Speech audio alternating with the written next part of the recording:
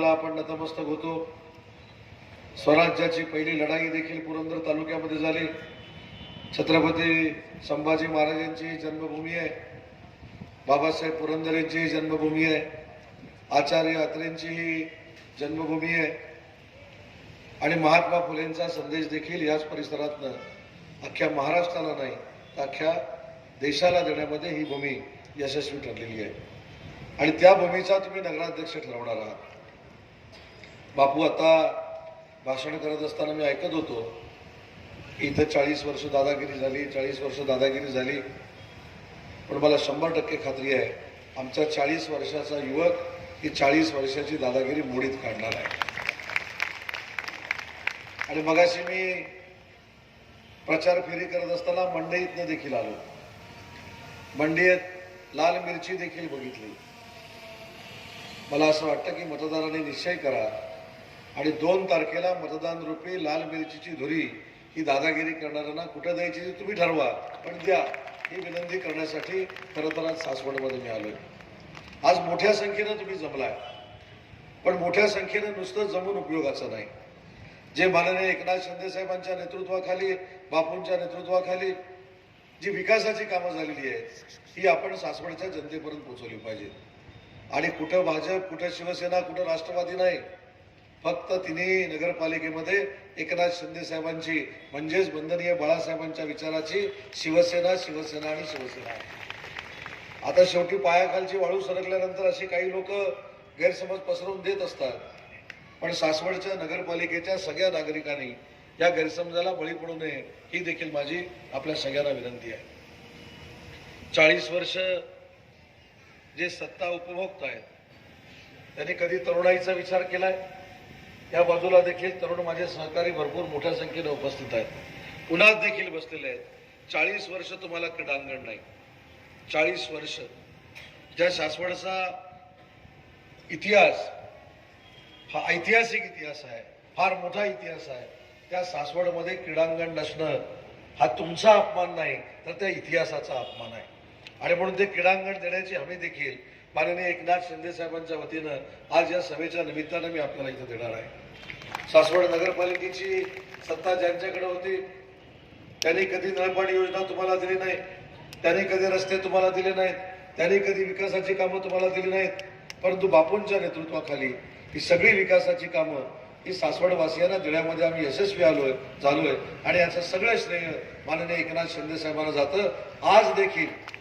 आज देखील मी इथून जे फोन घेऊन बाहेर गेलो होतो, मला माननीय उपमुख्यमंत्री एकनाथ शिंदे साहेबांचाच फोन होता आणि शिंदे साहेबांनी मला सांगितलंय की माझ्या वतीनं सासवडवासियांना शब्द दे, एकही विकासाचं काम आमचा संतोष बरोबर सचिन नगराध्यक्ष झाल्यानंतर एकही विकासाचं काम मी शिल्लक ठेवणार नाही, 1 वर्षात सगळ्या कामांना मी मंजुरी देईन असं फोनवर आताच मला शिंदे साहेबांनी सांगितलं।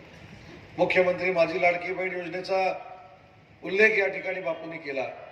बापू, बहिणी आपल्या ज्या आहेत या महाराष्ट्रामध्ये 2,40,00,000 आहेत आणि त्याच्यातल्या हजारो महिला भगिनी त्या सासवडमध्ये राहतात। मी एकनाथ शिंदे साहेबांची मुद्दाम आठवण करून देतो की आपल्याला सख्खा भाऊ नक्कीच असेल, पण सख्ख्या भावापेक्षा जास्त प्रेम माननीय एकनाथ शिंदे साहेबांनी केलं। सख्खा भाऊ फक्त वर्षातनं एकदाच भाऊबीज करतो, परंतु एकनाथ शिंदे साहेबांसारखा भाऊ महिन्याला भाऊबीज करतो। हा देखील घेतलेला निर्णय हा महिला भगिनी लक्षात ठेवला पाहिजे आणि त्यांच्या वतीनं मी सांगतो की ही माझी लाडकी बहीण योजना जी आहे, जोपर्यंत या पृथ्वी तलावर सूर्य आणि चंद्र आहेत तोपर्यंत ही योजना चालू राहील हा शब्द देखील माननीय एकनाथ शिंदे साहेबांच्या वतीनं मी देतो। एखादी सभा आणि त्या सभेला जमलेली लोक ही वेळेनुसार सभा घेत असतात, पण आजची सभा तसं बघायला गेलं तर भर दुपारची आहे आणि बापू तुमचे विचार ऐकण्यासाठी आणि तुम्हाला समर्थन करण्यासाठी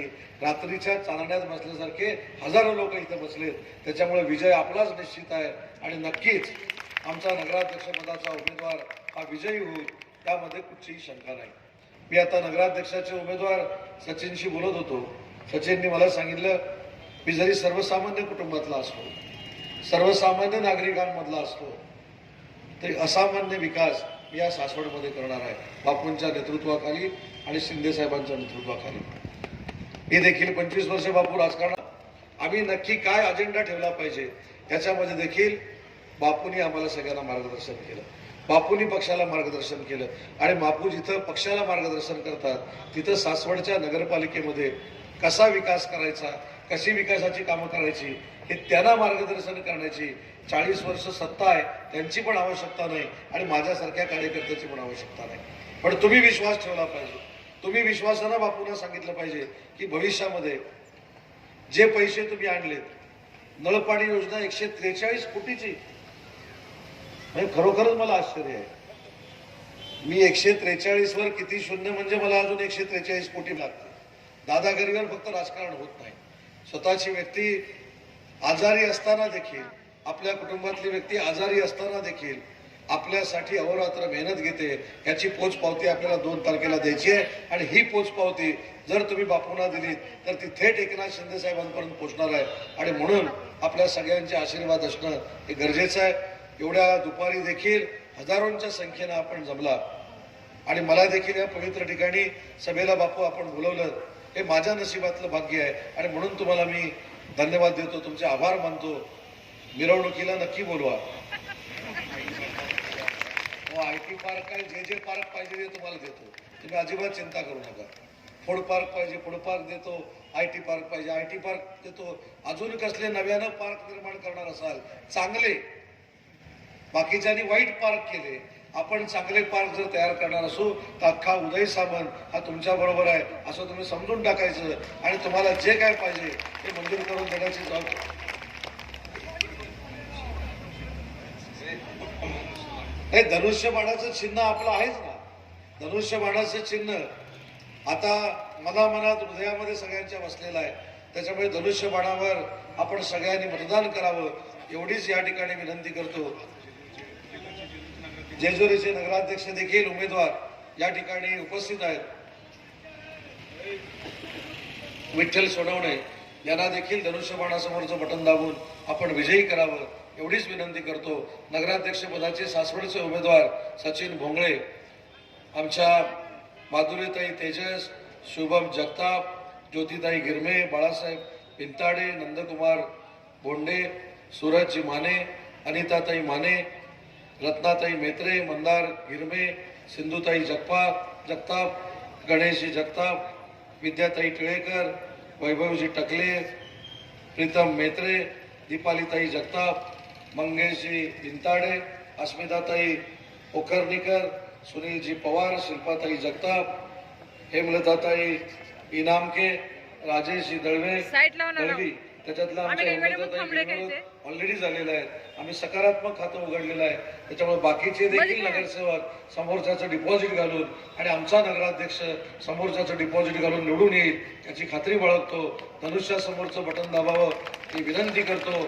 बापू फक्त विजयी मिरवणुकीला बोलवलं जरी नाही तरी विजयी मेळाव्याला बोलवायचं जर राहिलं तर 100% निर्लज्जासारखं मी उपस्थित राहील, त्याची देखील तुम्ही चिंता करू नका. पण शेवटी तुमचा विकास करणं आणि तुम्हाला विकासात्मक ताकद देणं हेच ध्येय माननीय एकनाथ शिंदे साहेबांचं आहे. आणि एकनाथ शिंदे साहेबांच्या वतीनं आज मी आपल्याला शब्द देतो की पुढच्या वर्षभरात तुमचे सगळे विकासाचे संकल्प आम्ही पूर्ण करू एवढंच सांगतो. आपल्या सगळ्यांचे आभार मानतो. जेजुरीचे देखील सगळे विकासाचे प्रश्न आम्ही पूर्ण करू हा देखील शब्द देतो आणि माझं मनोगत संपवतो. जय हिंद, जय महाराष्ट्र.